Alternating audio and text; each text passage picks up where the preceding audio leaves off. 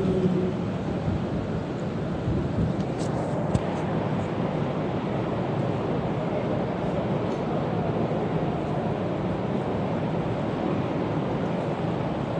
الله العظيم نصلي ونسلم على الرسول الكريم أما بعد فقد قال الله سبحانه وتعالى في كلامه الخطيب والفرقان الحميد أعوذ بالله من الشيطان الرجيم بسم الله الرحمن الرحيم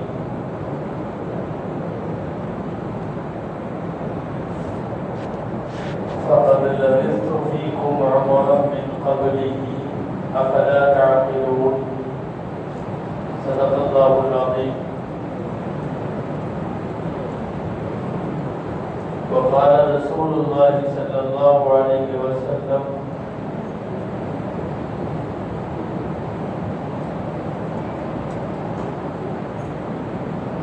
لا يدخل الجنة أحد حتى يسأل عن أربع منها وعن شبابه فيما أبلاه. صدق رسول الله صلى الله عليه وسلم.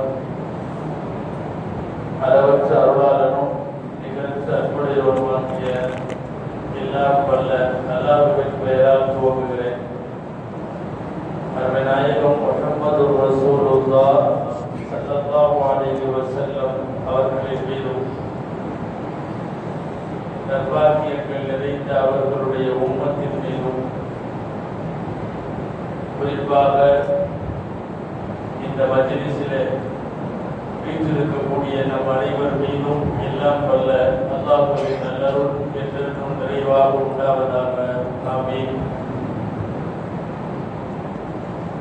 கண்ணியத்திற்கும் மரியாதைக்கும் உரிய உலமா பெருமக்கள், சபைக்குரிய மஸ்ஜிதுடைய நிர்வாகிகள், வருகை தந்திருக்கிற பெரியோர்கள், சகோதரர்கள், செறிவடித்துக் கொண்டிருக்கக்கூடிய தாய்மார்கள், உங்கள் அனைவருக்கும் என் ஆர்வமான அஸ்ஸலாமு அலைக்கும் வரஹ்மத்துல்லாஹி வபரகாத்துஹு.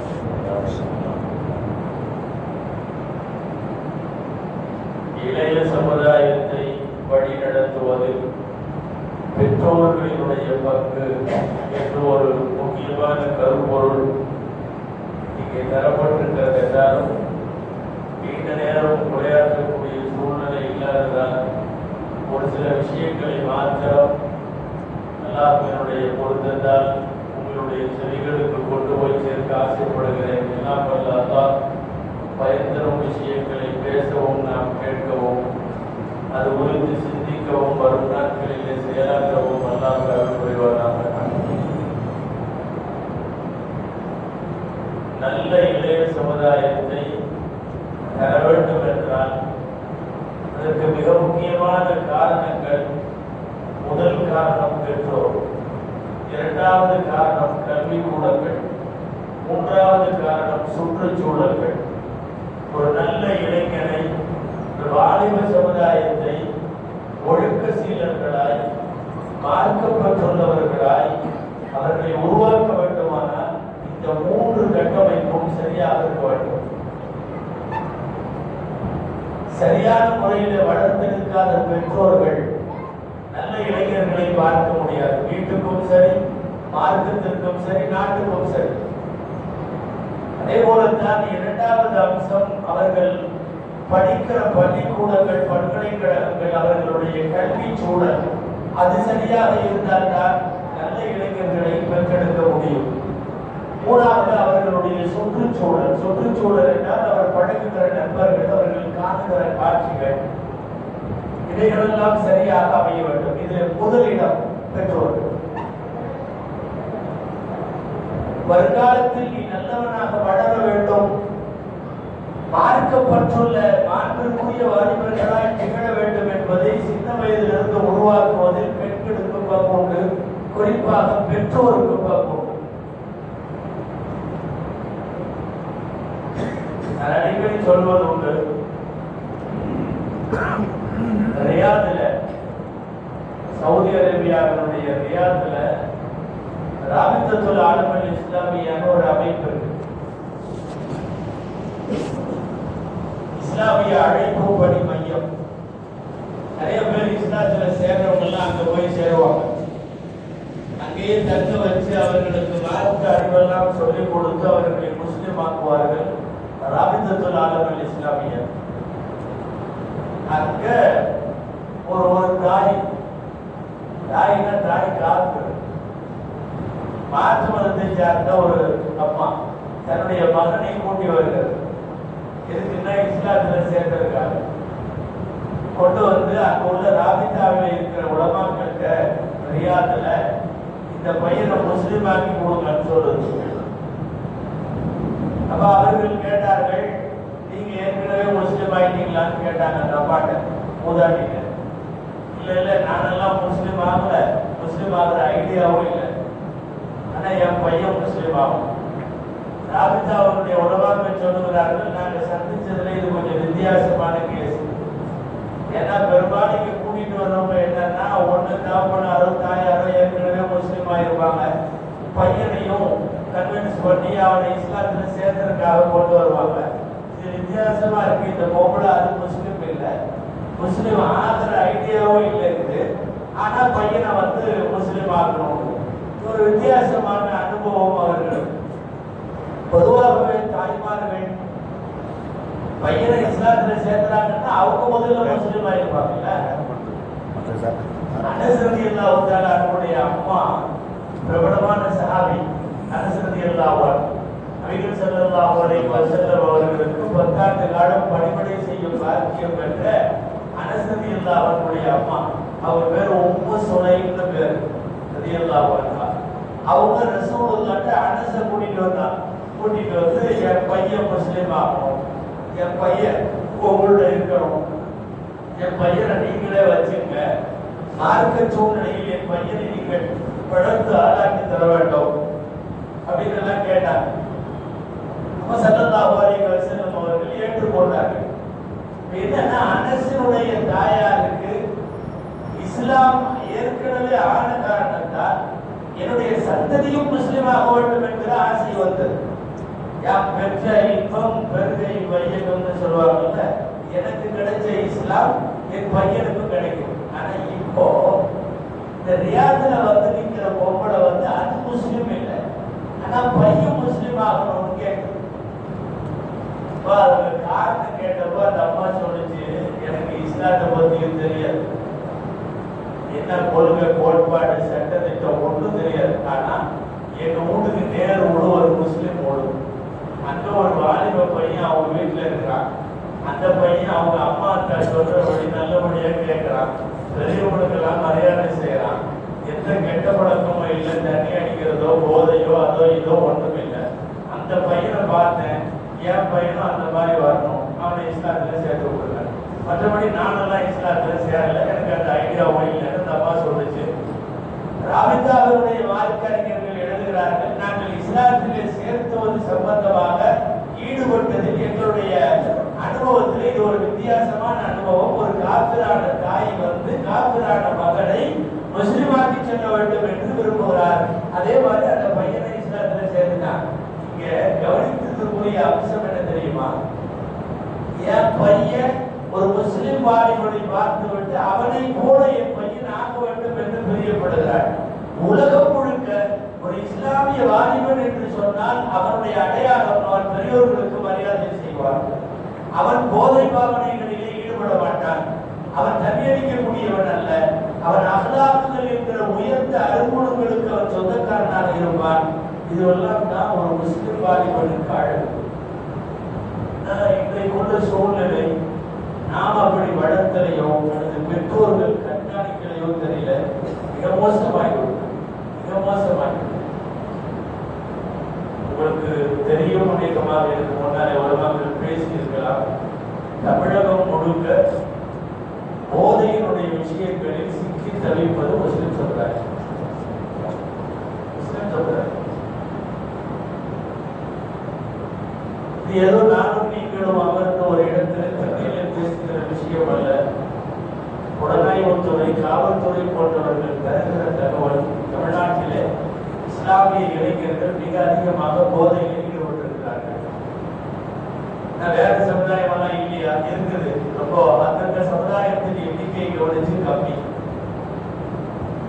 சமீபத்தில் ஒரு உயர் காவல்துறை அதிகாரி தரக்கூடிய முக்கியமான புள்ளி விவரம் 22% அவுட் ஆஃப் 100, 100க்கு 22% முஸ்லிம் வாலிபர்கள் போதையில் இருக்கிறார்கள். போதைனா கஞ்சா போன்ற போதை பாவனைகளில் ஈடுபடுகிறார்கள். 100க்கு 22 கிட்டத்தட்ட 4 முஸ்லிம். ஏதோ நான் சும்மா உங்கள்கிட்ட தகவல் சொல்லல, இது டேட்டா பேஸ், புள்ளி விவரம். கஞ்சா ஒழிப்பு சம்பந்தமாக தமிழகத்தில் தீவிரமாக மேற்கொள்ளப்பட்டதனுடைய ஆய்வறிக்கையினுடைய சாரம் இது. 4 முஸ்லிம் வாலிபர் கஞ்சா ஒழிக்கிறார். கஞ்சாவில் ஈடுபட்டு இருக்கக்கூடிய மாணவர்கள் எல்லாம் பெரிய 25 வயசுலாம் இல்லை, 9th, 10th, +1, +2 மாணவர்கள். எவ்வளவு பெரிய ரணம் தெரியுமா? கடந்த காலத்தில் ஒரு 1400 ஆண்டு கால இஸ்லாமிய உம்மத்தியாவுடைய வரலாற்றில் ஆங்காங்கே இளைஞர்கள் மிகச்சிறந்த சேவைகளை ஆற்றினார். ஸல்லல்லாஹு அலைஹி வஸல்லம் மௌத்தாகி ஒரு 90 வருஷம். அப்போ ஒரு கூட்டம் ஸ்பெயினுக்கு போனது. ஸ்பெயினுக்கு போனார். முழுக்க இளைஞர்கள். சஹாபி தாரிக் ரலியல்லாஹு அன்ஹு போனார். தாரிக் இப்னு ஷிஹாப். இன்னைக்கும் அங்கே ஜபலுல் தாரிக்னு அந்த மலை ஃபேமஸ். ஜிப்ரால்டர் ஜலசந்தினெல்லாம் நாங்கள் ஹிஸ்டரியில் படிக்கிறோம்ல. 100 பேர் போனாங்கன்னு வைக்கிறேன். 100 பேர் உள்ள போனவங்க முழுக்க இஸ்லாமிய மார்க்கத்தினுடைய அடையாளமாக திகழ்ந்தார்கள். அவர்கள் குணங்கள் அருமையாக இருந்தது, நடைமுறை பாவனை அதிகமாக இருந்தது, அழகாக இருந்தது. அங்க உள்ள ஒரு கிறிஸ்தவ வரலாற்று பேராசிரியர் எழுதி வைத்திருக்கிறார். என்ன எழுதுறார் தெரியுமா? அரபு நாட்டில இருந்து எங்களுடைய ஸ்பெயினுக்கு இங்கே ஒரு வாலிபர்கள் சில பேர் வந்திருக்கிறாங்க. ஆச்சரியமாக இருக்கிறது அவங்களை பார்த்தா. நஸலபி அர்தினா கௌமுன் வஹும் ஹபதும் மினஸ் ஸமாஇ நபதும் மினல் அர்த். அவருடைய வாசனை, எங்கள் ஊருக்கு ஒரு கூட்டம் வந்திருக்கிறது. இவர்கள் வானத்திலிருந்து இறங்கினார்களா அல்லது பூமியிலிருந்து முளைச்சாங்களான்னு தெரியல. வானத்திலிருந்து இறங்கின மாதிரி இருக்கு, பூமியில புதுசா முளைச்ச மாதிரி இருக்கு. இங்க இருக்கிற எந்த கெட்ட பழக்கமும் அவர்களிடத்திலே இல்லை. பின்னாலே 800 வருஷம் முஸ்லிம்கள் அந்த மண்ணை ஆளுகிற அளவுக்கு கோடிக்கணக்கான முஸ்லிம்களை உருவாக்கிய பின்னணியில் அந்த 90 பேர் இளைஞர்கள் மட்டும்தான், வேற யாரும் இல்லை. முஸ்லிம் சமுதாயத்தினுடைய இளைஞர்கள் நினைத்தால் ஒரு சிறந்த தேசத்தை இஸ்லாமிய தேசமாக கட்டமைத்து விட முடியும். அது அன்றைக்கு இருந்தது. அப்படியெல்லாம் இருந்த இந்த சமுதாயத்தினுடைய இடமல்களினுடைய நிலைமை இன்னைக்கு ஆக கடிசனையில வந்து இருக்கிறது. இளைஞர்களே, நீங்கள் மார்க்கத்திற்கு பாடுபடுங்கள் அப்படின்னு சொல்றதை விட்டுட்டு இப்ப சும்மா கெட்ட முடியாதீங்கப்பா அப்படின்னு சொல்றதுங்கிறது எவ்வளவு லோ கிளாஸ்ல நம்ம இறங்கி இருக்கோம். சரி, பள்ளிக்கூடம் பேரெல்லாம் சொல்ல வேணாம். எந்த பள்ளிக்கூடம் என்ன? முஸ்லிம்கள் நிறைய படிக்கக்கூடிய பள்ளிக்கூடம். 10th படிக்கிற பசங்க மிக அதிகமாக இதுல ஈடுபடுறாங்க. 10 மணிக்கு இன்டர்வல் டைம் நடந்தது சொல்றேன். கொஞ்சம் கூட கூடுதல் குறைகள். கரெக்டா இன்டர்வல் டைம் பள்ளிவாசனுடைய அந்த பள்ளிக்கூடத்தினுடைய கடைசி காம்பவுண்ட் சுவருக்கு வெளியே ரயில்வே கேட். ரயில்வே கேட்ல கரெக்டா 10 மணிக்கு வெளியில நின்று போட்டதை தூக்கி உள்ள போடுறாங்க. கிரவுண்ட்ல நிக்கிற 10th பசங்க கேட்ச் பிடிக்கிறாங்க. கஞ்சா போட்டனம் விநியோகிக்கப்படுது. பாக்கி அதை பள்ளிக்கூடத்திற்குள்ளே பயன்படுத்துகிறார்கள். அங்க வெளியில நின்று வீசுறது ஒரு பொம்பளை, ஏதோ கஞ்சா வியாபாரியோ என்னவோ. தொடர்ந்து இந்த காரியம் நடைபெற்று கொண்டே இருக்கிறது. கடைசியில பிரின்சிபலுடைய கவனத்திற்கு போனது. பிரின்சிபலுடைய கவனத்துக்கு போன உடனே திட்டப்பட்டு கரெக்டா எந்த பொம்பளை வந்து கரெக்டா 10 மணிக்கு இன்டர்வல் டைம்ல வெளியே நின்று இந்த மாதிரி போட்டு போடுறாங்க. கடைசியில ஆளை வச்சு குடிச்சு அந்த பெண்ணை காவல்துறைக்கு தகவல் கொடுத்து குறிப்பிட்ட இஸ்லாமிய விரோத இயக்கத்தினுடைய கும்பல். உங்களுக்கு புரிகிறதா? கஞ்சாவினுடைய பரவல் என்பது ஒரு சதிவலை பின்னர். முஸ்லிம் இளைஞர்களை இதற்கு அடிக்ட் ஆக வேண்டும். முஸ்லிம் இளைஞர்களை கஞ்சாவிற்கு, போதைக்கு அடிமைப்படுத்தி வைத்து பார்க்க வேண்டும் என்கிற ஒரு மிகப்பெரிய அஜெண்டா, ஒரு வெல் பிளான்ட். அந்த பொம்பளையை விசாரிக்கிற போது ஒரு குறிப்பிட்ட இயக்கத்தின் பேரை சொல்லுகிறார். அவர்கள் கொடுத்திருக்கிறார்கள். அதாவது 1000 ரூபாய் 2000 ரூபாய் ஒரு சின்ன பொருளுக்கு கொடுத்தா கூட கிடைக்க மாட்டேங்கிறதுலாம். ஆனா முஸ்லீம் ஸ்கூல்ல மட்டும் வந்து இலவசமா தூக்கி வீசுறாங்கன்னா, அன்புக்குரியவர்களை 10th + 1 படிக்கிறவங்க அந்த ஸ்கூல்ல அநேகமா எல்லாரும் பயன்படுத்துகிறார்கள் என்று மாணவர்கள் சொல்லுகிறார்கள். ரொம்ப ஒரு கடைநிலையில இருந்து நாம் கற்க வேண்டிய ஒரு சூழ்நிலைக்கு இன்றைக்கு ஆளாக இருக்கிறோம். இது ஒரு மிகப்பெரிய பரிதாபம். மட்டுமல்ல, டாஸ்மாக்குகளினுடைய பெருக்கத்திலே முஸ்லிம் வாலிபர்கள் பூரா முகமது, அகமது, அப்துல் காதர் பேரை வச்சுட்டு ஞாயிற்றுக்கிழமையான டாஸ்மாக்ல நிற்கிறாங்க. இந்த உலகத்தில் மதுவை ஓட ஓட விரட்டியவர்கள் நினைச்சிருந்தார். மதுவினுடைய வாடையே இல்லாமல் ஒரு தேசத்தை கட்டமைக்க முடியும் என்பதை நிரூபித்தவர்கள் நபி ஸல்லல்லாஹு அலைஹி வஸல்லம். ரசூலுல்லாஹ் கண்ட கனவை நினைவுபடுத்தினார்கள். மதீனாவுக்குள்ளே கால் வைக்கிற அந்த நாளிலே இருந்து 10 வருஷம் ஒட்டுமொத்த அரேபிய தீபகற்பத்தில் மதுவின் வாடை இல்லை. அவை இந்த உலகத்தில் மதுவிற்கு சமாதி கட்டுவதற்கு முடிவெடுத்து கொள்கை பிரகடனமாக அறிவித்து அதிலே தொடர்ந்து முன்னேறி அவ்வளவு மதுவையும் ஒழித்து கட்டிய ஸல்லல்லாஹு அலைஹி வஸல்லமுடைய வழித்தோன்றல்கள் டாஸ்மாக்ல நிற்குதுன்னா எவ்வளவு பெரிய பரிதாபத்தில் நாம் இருக்கிறோம். இதெல்லாம் வந்து பெற்றோர்கள் கண்காணிப்புக்கு உட்படுத்தணும். என்ன பேர் சொல்லியிருக்காங்கன்னா, இளைய சமுதாயம் கெட்டு போறதில்ல, பெற்றோர்கள் எப்படி கைது பண்ணணும்னு சொல்றாங்க. கண்டுக்காம விட்டுறது. ஒரு +2 வரை வந்துட்டான்னா அவன் தோளுக்கு மேல வளர்ந்துட்டான்னு சொல்லி அவனை விட்டுறாரு. அவன் எல்லா வகையிலும் கெட்டு போகிறான். 8வது படிக்கிற போது 7வது படிக்கிற போது உங்களுடைய கண்காணிப்பில் இருந்த அவன் கல்லூரி படிக்கிற போது ஏன் நீங்கள் அவனை விடுவதில்லை? ஏன் அவனை கண்காணிப்பதில்லை? அவன் யாரோட தொடர்பு வைத்திருக்கிறான்? எங்கு போகிறான்? சாட்டர்டே சண்டேல அவனுடைய லீவு எப்படி கழிகிறது? அவன் பயன்படுத்துகிற பொருட்கள் என்னென்ன? அவன் யாரோட போனில் பேசுகிறான்? மொபைலிலே அவனுடைய நடவடிக்கைகள் எப்படி இருக்கிறது? ஆன்லைன் பரிவர்த்தனைகளில் அவன் கெட்டு போயிருக்கிறானா? இதெல்லாம் கண்காணிக்க வேண்டிய பொறுப்பு பெற்றோர்கள். ஒத்த வார்த்தையில சொல்லுறாங்க, தோளுக்கு மேல வளர்ந்துட்டான், அதெல்லாம் நல்லது கெட்டது அவனுக்கே தெரியும். கெட்டது மட்டும்தான் தெரியுது. இன்றைக்கு அப்படி ஆகிவிட்டது. சமீபத்தில் உள்ள புள்ளி விவரம் நான் நேற்றைக்கு முன்தினம் சும்மாவிலே சொன்னேன். 100க்கு 90% பேர் ஆன்லைனை பயன்படுத்தக்கூடியவர்கள் தானாகவே ஆபாசத்திற்குள்ளே போகிறார்கள். 100க்கு 90%. யாரு எடுத்து இல்ல நான் நல்லதை மட்டும்தான் கரெக்டா பார்ப்பேன் எல்லாம் பார்க்க முடியல.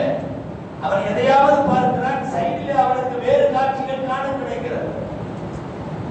நாம் வாழ்கிற இந்த காலத்தினுடைய மிகப்பெரிய நாசம் என்ன தெரியுமா? 8ஆம் வகுப்பு படிக்கிற 13 வயசு பையனுக்கு அவனுடைய மொபைலில் நிர்வாண காட்சியை அவன் பார்க்க முடியும், சாதாரணமாக பார்க்க முடியும். ஒருவர் 40-50 வருஷத்துக்கு முன்னாடி இல்ல, ஒரு 50 வருஷத்துக்கு முன்னாடி உள்ள இளைஞர்கள் என்ன அவதியாக்கள்னு சொல்லிடலாம். ஏன் தெரியுமா? மொபைல் இல்லாம மொபைல் இல்லாம வளர்ந்த இளைஞர் சமுதாயம் நிச்சயமா வழிமாறி சொன்னாங்க. நீங்க ஆன்லைன் இல்லாம இவனால இருக்க முடியாது.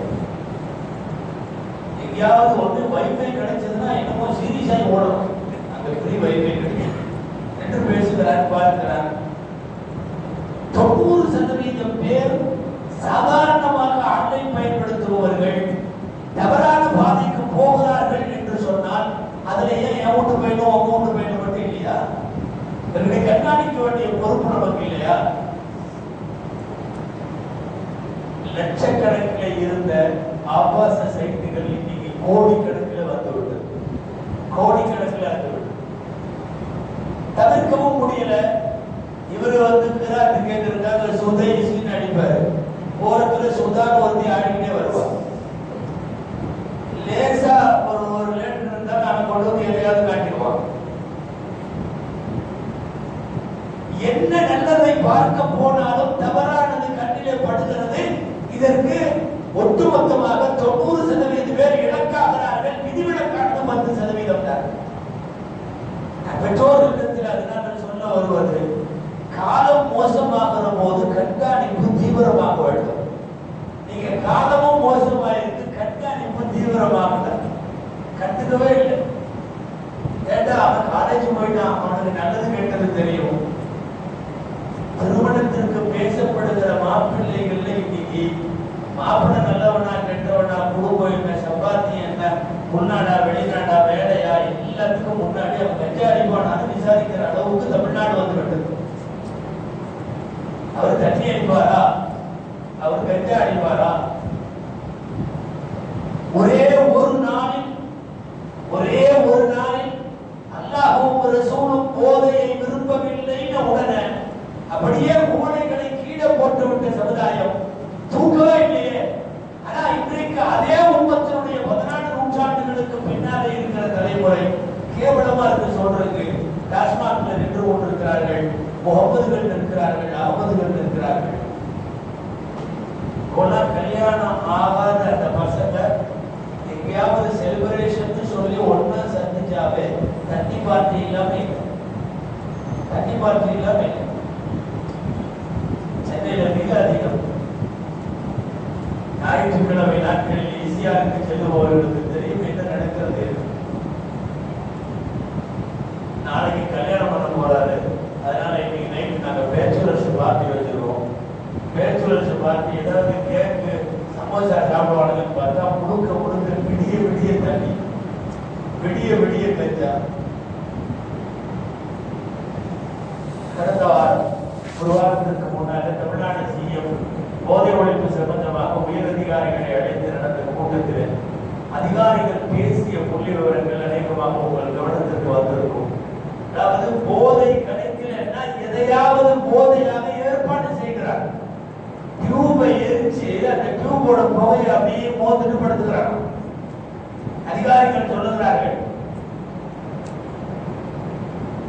மருந்து கடையில ஏதோ சில சிறப்பெல்லாம் இருக்கா, என்னமோ குடிச்சா கொஞ்சம் லைன்ஸா அப்படி மெதுக்கிற மாதிரி இருக்குமா, அதை வாங்கி குடிச்சுக்கிறான். பிளாஸ்டிக்கை எரித்து அதை என்னமோ ஒரு புகையை ஒன்றுபடுத்தி அதை எடுத்து மோதுகிறான். போதை இல்லாமல் இவர்களால் இருக்க முடியாது என்கிற கட்டத்திற்கு வந்து விட்டார்கள். நல்லா பாதுகாப்பு வேண்டும்.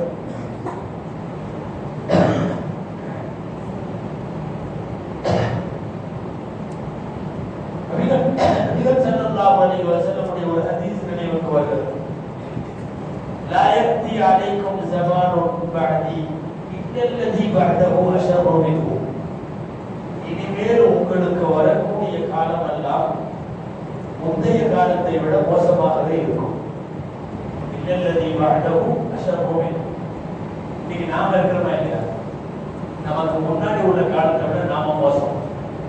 அந்த காலம் அதுக்கு முன்னாடி உள்ள காலத்தை விட மோசம். ஸல்லல்லாஹு அலைஹி வஸல்லம் காலத்திலிருந்து இப்படியே இறக்கு வரிசையில இருக்கிறத ஒழிய ஏறு வரிசை கிடையாது. அது 14 நூற்றாண்டுகளில் இவ்வளவு பெரிய கேவலத்திற்கு வந்து நிற்கும் எதிர்பார்க்கல. ரசூலுல்லாஹ்வுடைய காலத்துல இருந்துச்சு. அடுத்த 50 வருஷத்திலேயே இப்னு மஸ்ஊத் ரலியல்லாஹு சொல்றாங்க, என்னப்பா எங்க காலத்துல வந்து மழை மாதிரி நாங்க நினைச்ச பாவங்கள்லாம் உங்களுக்கு கொசு ஈ மாதிரி போயிருச்சு அப்படிங்கிறாங்க. ஆயிஷா அம்மா சொல்றாங்க, நபிசல்லாஹு செல்லும் காலத்துல சில துணி எல்லாம் இருக்கும், புது பொண்ணுக்கு போடுறதுக்காக அதை எங்க வீட்டுல வந்து எல்லாம் வாங்கிட்டு போவாங்க. தலையில ஒரு மணமகளுக்கு தட்டு போடுறாங்கல்ல, அந்த மாதிரி துணி இப்ப கொடுத்தா யாருமே எங்களுக்கு வேணாங்கிறாங்க. ஒரு 50 வருஷத்துல ஏற்பட்ட மாற்றங்கள். ஒவ்வொரு காலமும் மோசம். அந்த அடிப்படையில எல்லா காலத்தை விட போன காலத்தை விட நம்ம காலம் மோசங்கிறத எதுவுமே சொல்ல வேண்டியதில்லை. ஒண்ணு போதும். போன காலத்துல மொபைல் இல்லை, நாம இன்னைக்கு மொபைல் இல்லாம ஒரு நிமிஷம் அது என்னமோ அது சார்ஜ் தீர்ந்து போகுதுன்னா ரூம் போறவா நினைக்கலாம். இந்த ஒரு பாயிண்ட் தான் இருக்கு, இல்லாமோ ஏதாவோ அங்க ஓடி இங்க ஓடி மௌதாவா போகிற அவனுக்கு அவ்வளோ ஒரு சீரியஸ். இதுல வேற ஒரு வீட்டு இருக்கிறவங்க போன் பண்ணி சொல்லிடுவான், ஆஃப் பண்ணாலும் 1000 ஒன்று தப்பா நினைச்சுக்க, நீங்க உயிரோட தாங்க அப்படிங்கிற மாதிரி. எங்கேயாவது போய் அன்னை கொஞ்சம் ஊத்திக்கிறேன். போன தலைமுறை மொபைல் இல்லை. இந்த தலைமுறை மொபைலோடு மட்டும் தான் வாழ்கிறார். பெற்றோரை விட, உடன்பிறப்புகளை விட, நண்பர்களை விட, அவனுக்கு உலகத்தில் சாப்பாடு உள்ள எல்லாவற்றையும் விட அவருக்கு மொபைல் தான் பெறார்.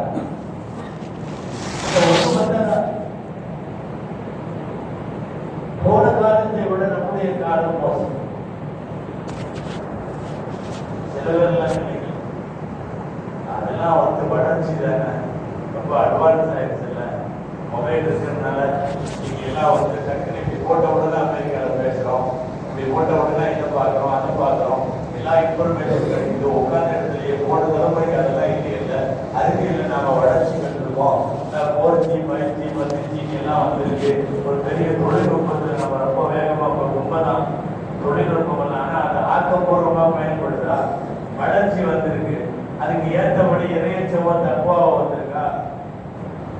நம்ம பசங்க மொபைலுக்குள்ள முழு குரான் வச்சிருக்கோம். முழு குரான் டிரான்ஸ்லேஷன், அது இது புகாரி, முஸ்லீம், ஹதீஸ், ரோசுக்கு எல்லாம். அதுல ஒரு 50 பேர்த்தோட பயான் நான் வச்சிருக்கேன். உங்க பயான் 100 பயான் கேட்டேன். புகாரி ஃபுல்லா தமிழ்ல வச்சிருக்காங்க. தட்டுனா எல்லாம் வராது, எல்லாம் வந்து சரி சும்மா மட்டும் தொலை வரும். வசதிகள் வந்து, தொழில்நுட்பம் வந்து, தகவல் தொழில்நுட்பம் வளர்ச்சி அடைஞ்சு என்ன பிரயோஜனம்? யோசித்து பார்த்தால் இது வந்து என்ன சொல்றது, மெட்டீரியலிசம்னு சொல்லுவாங்க. மெட்டீரியலிசம் ஒரு விதமான கருவிகளின் உலகம், அவ்வளவுதான். இதனால எந்த பிரயோஜனங்களும் ஏற்பட்டதாக தெரியவில்லை. மார்க்க ரீதியாக எதுவுமே இல்லை. அரிய கண்டுபிடிப்புகள் எல்லாம், இன்னைக்கு வந்திருக்கிற தகவல் தொழில்நுட்பங்கள் எல்லாம் என்ன நடந்திருக்கிறது அப்படின்னா, நிறைய அட்வான்ஸ் வந்திருக்கு. ஆனா அவைகளினால் மார்க்க பயன்பாடு எதுவும் இல்லை. சும்மா ஒரு உதாரணத்துக்காக சொல்றேன். மாசம் மாசம் உமரா போறாங்க, போகலாம். மாசம் மாசம் உமரா. சில பேர்லாம் ஒரு பிசினஸ் பண்ணிட்டே இருப்பார், ஒரு இடம் முடிச்சாலும் உமரா போயிடுவார். ஏதாவது வருமானம் வந்துச்சுன்னா உமரா போயிடுவார். சும்மா உமரா போய் என்னன்னா, நாங்கள் தவா முடிச்சுட்டு மதினா முடிச்சுட்டு 15 நாள் வந்தோம். போயிட்டு வந்த எத்தனையோ பேராவது போறதுக்கு முன்னாடி இந்த வாழ்க்கையில ஏதாவது சின்ன சேஞ்ச் தெரியுதா? ஒரு காலத்துல உமரா கூட கிடையாது, அச்சு போட்டு தான் போவார் ஆச்சியார். ஊரையும் சேர்ந்து அவரை அனுப்பிச்சிடுவோம். ஊர்ல யாராவது ஒருத்தர் போவாங்க, கப்பல்ல ஏற்றி விடுவாங்க. அவர் 6 மாசம் போவார், போயிட்டு வர சமயத்துல வந்தா ஆச்சியார் வருவாரு, இல்லைன்னா மொத்தா போயிட்டாருன்னு அர்த்தம். கணிதம் போட்டாலே வந்து சேர்றதுக்கு 1 மாசம் ஆகும். கப்பல்ல இருந்து கணிதம் போடணும். ஜனாதா ஏதாவது கப்பல்லே ஆயிடுச்சுன்னா அங்கேயே கப்பல் கட்டி கப்பல் தளத்துல தொழுவ வச்சு கப்பல்ல நின்று அப்படி கப்பலோட இறக்குவாங்க கடல்ல. வந்தாதான் ஆச்சியார், இல்லைன்னா அவ்வளவுதான், அவரே நான் இல்லை. இப்படி அச்சுக்கு போயிட்டு வந்த நிறைய பேர் நம் கண்களாலே பார்த்திருக்கிறோம். நாங்கள் நிறைய உலமாக்கள் நாங்கள் பார்த்திருக்கிறோம். போயிட்டு வந்து மௌத்தா போற வரையும் தஹஜ்ஜுத் விடாதவங்க நிறைய பேர். போயிட்டு வந்து மௌத்தா போற வரையும் பள்ளிவாசல்ல 5 நேரம் பாஜமான்னு தொழுதவங்க நிறைய பேர். இன்னைக்கு வந்து லட்சக்கணக்கில் உம்ராவுக்கும் ஹஜ்ஜுக்கும் போகிறார்கள். போயிட்டு வந்ததுக்கு அப்புறம் அந்த லைஃப்ல எந்த சேஞ்சும் இல்லை. அதனால தான் சொல்ற, ஒரு முந்தைய காலத்தை விட அடுத்த காலம் மோசமாக. நீங்க இத்தனை பேரும் சேர்ந்து இவ்வளவு அரிசிக்கு அதுக்கு இதுக்கெல்லாம் போய் மாற்றம் என்ன வந்திருக்கிறது சொல்லுங்க. அது மாதிரி போன காலத்திலே கிடைக்காத கருவிகள் எல்லாம் இளைஞர் சமுதாயத்திற்கு இப்போது கிடைத்து விட்டது. ஒழித்து மறைத்து தண்ணி அடித்த காலம் தாண்டி பப்ளிக்ல அரசு அனுமதியோடு நடக்கிறது, பாருங்களில் நடக்கிறது. எல்லா வகையிலும் காலம் கண்டிருக்கிறது. அப்படியானால் இதை கண்காணிக்க வேண்டிய பொறுப்பில பெற்றோர்கள் தான் இருக்கிறார். சும்மா நம்ம பையன்லாம் ரொம்ப நல்ல பையன் அப்படின்னு சொல்லிட்டு, என் பிள்ளைகள்லாம் ரொம்ப கரெக்டா இருக்கும்னு சொல்லிட்டு நிறைய பெண் பிள்ளைகள் இருக்காங்க. பெண் பிள்ளைகள் எத்தனை பேர் அதை போச்சு கூடாது. இன்னைக்கு நடக்கிறது. காலேஜ் படிக்கிற, வேலைக்கு போற, குடும்பத்தில் எத்தனையோ பொம்பளைங்க சர்வ சாதாரணமாக இன்றைக்கு இது போன்ற பயன்பாடுகளிலே இருக்கிறார். கெட்ட பயன்பாடு. என் பிள்ளைலாம் 5 நேரம் கரெக்டா தொழுவோம். நான் சொல்றது கண்டிப்பா கரெக்டா கேட்கும். பெட்ஷீட் கூட ராத்திரி 1 மணிக்கு லைட் தெரியும். ராத்திரி 1 மணிக்கு என்னமோ அனுப்புது, அங்கிருந்து என்னமோ ஒவ்வொரு சட்டம் வருது, அதுக்கு என்னமோ வருது. ராத்திரி 1 மணிக்கு நான் அஸ்லாம் வலைக்கும் அனுப்பிட்டு இருக்கிறேன், இல்ல ராத்திரி 1 மணிக்கு ஏதாவது தான் கேட்டுட்டு இருக்கிறேன். யாரோ தொடர்பில் இருக்கிறார்கள். ஊரை தாண்டி உலகத்திற்கு போய்விட்டது தொடர்பு. அவன் மலேசியாவில் இருந்து அஸ்லாம் வலைக்கும் போறான், இந்த வரைக்கும் சில போகுது. ரெண்டு எங்கெங்கயோ கணக்காது. கடந்த காலங்களில் இது இல்லை. காலத்தினுடைய வீழ்ச்சி, கண்டுபிடிப்புகளின் வளர்ச்சி இவ்வளவு தூரம் இவர்களை ஆளாக்கிவிட்டது. இதுல இளைஞர்கள் சொன்னோம்னா பொம்பளைகள்லாம் இப்படி நினைச்ச கூடாது. அஜந்து பசங்களை நிறைய திட்டார் பயாங்க. பொம்பளைகளும் அப்படிதான் இருக்கு. சொல்ல போனா சில இடங்கள்ல பையனை தாண்டினது இவங்களுடைய சேட்டை. அவன் நல்லா தான் இருக்கிறான் பாவம். அவன் நல்லா போயிட்டு இருந்தவனை முடிச்சு அவனை வழியில வேற எங்கேயோ கூட்டு போய் அவன் கூட உட்கார வச்சு, ஆமா இவெல்லாம் அந்த ஸ்கூல்ல பின்னாடி உட்காந்து போகுது, இவன் முன்னாடி உட்காந்துருக்கான். தினமும் பின்னாடி மெம்பர் படி மாதிரி உயர் கிளாஸ் பார்த்துருக்கீங்களா, அக்கா பெரிய உயரத்துல அவன் உட்காந்துருக்கான். இவன் எங்கேயோ பள்ளத்துல உட்காந்து ஓட்டுறான். ஓட்டு உன் வாழ்க்கை முடிஞ்சதுன்னு அர்த்தம். எவ்வளவு மோசமாக நல்லா படிச்சுட்டு இருந்தாங்க, நல்லா காலேஜுக்கு எல்லாம் போயிட்டு இருந்தான். இடையில இது 11 மணிக்கு ராத்திரி மெசேஜ் இருக்கும், ஆய் அப்படின்னு, அவ்வளவுதான். வச்சுட்டு வரைக்கும் அவன் அங்கே தூங்க மாட்டான். ஆயினா முடிஞ்சது. பதில் வரலையா, அடுத்து இன்னொன்று நடக்கும். தூங்கிட்டியாடா, செல்லாம் முடிஞ்சு. நான் 3 வருஷத்துக்கு தூங்க முடியாது. நான் காலேஜ் படிப்பு வேலை பேசி சொல்லுகிற போது உங்களுக்கு சிரிப்பு வருகிறது. யதார்த்தம் இன்றைக்கு பெண்கள், வாலிப பெண்கள் நிறைய பேர் ஆண்களை கவிழ்த்தி அதிலே கொஞ்சம் கெட்டு போயிருக்கிற சூழ்நிலையை நாம் இன்றைக்கு பார்க்கிறோம். இதுல ஆம்பளைங்க மட்டும்தான் நல்லா இல்லை, பெண்கள் சமுதாயமும் கெட்டு போயிருக்கிறது. ஆம்பளைகளை விட யூடியூபும் பொம்பளைகளும் பயன்படுத்துறாங்க இப்போ, தெரியுமா? எந்த நேரமும் யூடியூபே இருக்கிறது நம்ம பொம்பளைகள். ஏதோ ஒரு சில பேர் பயான் கேட்டுக்கிறோம் அடிப்படையில் பயான் கேட்கிறாங்க. மீதி எல்லாம் வந்து எல்லா விதமான அதனுடைய அக்கிரமங்கள் அனைத்துக்கும் பெண்களும் அடிமையா இருக்கிறார்கள். ஒவ்வொருத்தருக்கும் ஒவ்வொரு டேஸ்ட் இருக்கும். இங்க பார்க்கும்போது அவங்க ஏதாவது சமையல் பார்த்துட்டு இருப்பாங்க. எல்லா நேரங்களிலும் யூடியூப்ல அவர்கள் சமையல் தான் பார்க்கிறாங்கன்னு இல்லை. சொல்ல போனா அந்த அம்மா சமைச்சா கூட நல்லதான் சமைக்கும். இதை பார்த்து சமைக்கிறேங்கிற பேர்ல எல்லாமே நான் சமைக்கிறது. ஆமா, நான் யூடியூபை பார்த்து கேக் செய்ய போறேன்னு சொல்லி சாயந்தரம் கையை கட்டி வைக்கிறோம். அது இதை பார்த்து தலைமுறைக்கு இடையில உள்ள வேறுபாட்டை நாம் யோசிக்கிறோம். ஒரே கட்டல், நடுவுல குழந்தை, இந்த பக்கம் அவன் பேஸ்புக் பார்த்துட்டு படுத்துருக்கான், இந்த பக்கம் யூடியூப் பார்த்துட்டு படுத்துருக்குது. வேற என்ன, நடுவுல இருக்கிற குழந்தை வாட்ஸ்அப் பார்த்துட்டு படுத்துருக்கு. ராத்திரி 1 மணி வரைக்கும் இது விளக்குமா இந்த குடும்பம்? சும்மா ஒரு தெரியாம கேட்கிறேன். எங்கள் வீட்டில் இரவு 10 மணிக்கு நாங்க எல்லாரும் தூங்கிடுவோம். காலையில 10க்கு எங்க வீட்டுல எல்லாரும் எழுந்துருவோம் அப்படின்னு சொல்றவங்களை கை தூக்கி சொன்னாங்க. தூங்க சொன்னாங்க. ரொம்ப கஷ்டம். ஒருத்தர் 2 பேர் கூட தூங்குவோம். ஏன்னா இன்னைக்குள்ள லைஃப் ஸ்டைல் வேற மாதிரி மாறி 10 மணிக்கு குடும்பத்தில் அத்தனை பேரும் உறங்க செல்ல வேண்டும். காலை ஃபஜ்ரிலே அத்தனை பேரும் குடும்பத்தில் எழுந்திருக்க வேண்டும். இந்த மாதிரி உள்ள தர்பியத் அமைப்பில் எத்தனை குடும்பம் இருக்கிறது என்று நீங்களே உங்களை கேட்டுக் கொள்ளுங்கள். நம்ம வீடு அப்படி இருக்குதா? என்னைக்கு அப்படி நாம மாற்றத்தை கொண்டு வருவோம்? இதுல எல்லாம் வந்து பையனா வளர்ந்துக்குவான், பிள்ளையா வளர்ந்துக்கும் இல்லை. வெயில் இதை கண்காணிப்பதும், இதற்கு வேலி போடுவதும், இதை திட்டுவதும், இது எல்லாமே வந்து பெற்றோர்கள் இருக்கு. நீ தொழுது போயிட்டு வந்தாதான் நான் சாப்பிடுவேன்னு ஒரு அம்மா ஸ்ட்ரைக் பண்ணி பார்த்துமே. ஒரு தாய், நீ பட்டினியா கடை நான் போக மாட்டேன்னு இருந்துருவானா? நான் எத்தனை நாளைக்கு இருமா? எதுக்கோ ஸ்ட்ரைக் பண்றீங்களே. ஒரு பையனை திருத்துவதற்கு நீங்கள் முன்னெடுக்கலாமே இந்த முயற்சியை. சஹாபாக்களுடைய காலத்தில் நிறைய பேர் இப்படிப்பட்ட வேலைகளை செய்திருக்கிறார்கள். எப்படியாவது பையனை உருவாக்கிவிட வேண்டும் என்பதில். இப்போ முன்னோர்களினுடைய பேசப்படுகிற வரலாறுகள் எல்லாம் இன்றைக்கு வேடிக்கைக்குரியதாக ஆகிவிட்டது. 4 கேள்விக்கு பதில் சொல்ற வரையில் சொர்க்கத்துக்குள்ள போக முடியாதுன்னு சொல்லி நபிசல்லாத்து சொல்லுவாங்க, ஒன்றாவது ஆயுள் எப்படி கழித்தது, ரெண்டாவது வாலிபம் எப்படி கழித்தது, மூணாவது எங்கிருந்து காசு சம்பாதிச்சார், நாலாவது எங்க அதை செலவழிச்சார். தொடர்ந்து 4 கேள்வி. இந்த 4 கேள்வியில ரெண்டாவது கேள்வி வாலிபம் ஆயுள் எப்படி கழித்ததுங்கிறது கூட எல்லாம் வந்துருச்சு. ஆனா ஒரு ஸ்பெஷலைஸ்டா இந்த கேள்வி எது, வாலிபம் எப்படி கழித்தது.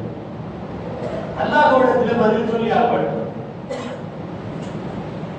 பொதுவாக எங்கேயாவது ஒரு பரீட்சையில் கொஸ்டின் பேப்பர் அவுட் ஆயிடுச்சு, கொஸ்டின் பேப்பர் வெளியே வந்துருச்சு, பப்ளிக் எக்ஸாம் ரொம்ப ஈஸி, ரொம்ப சந்தோஷமாயிருக்கும். என்ன கொஸ்டின் கையில் வந்துருச்சு, அவ்வளோதான் பதில் பார்த்து அடிச்செல்லாம் கூட்டிட்டு போகும்.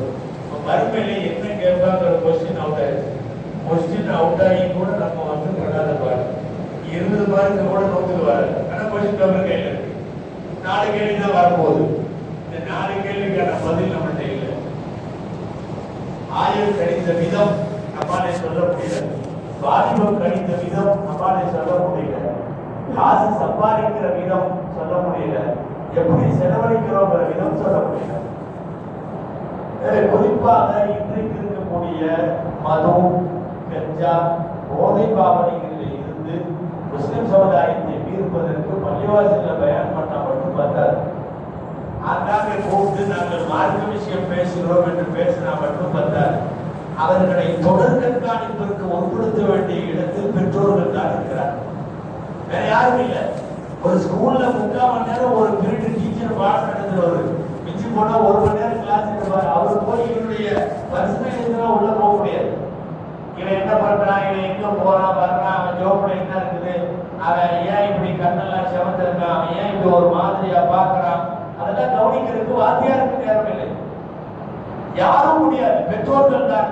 ஸல்லல்லாஹு அலைஹி வஸல்லம் கல்யாணம் பண்ணி கொடுத்ததுக்கு பின்னாடியும் தங்களுடைய மக்களினுடைய நேர்வழிப்படுத்துதல் விஷயத்தில், அவங்களுடைய கூடுதல் குறைவு பிளஸ் மைனஸ்கள் விஷயத்தில் ரசூலுல்லாஹ் கவனம் செலுத்தினார்கள்.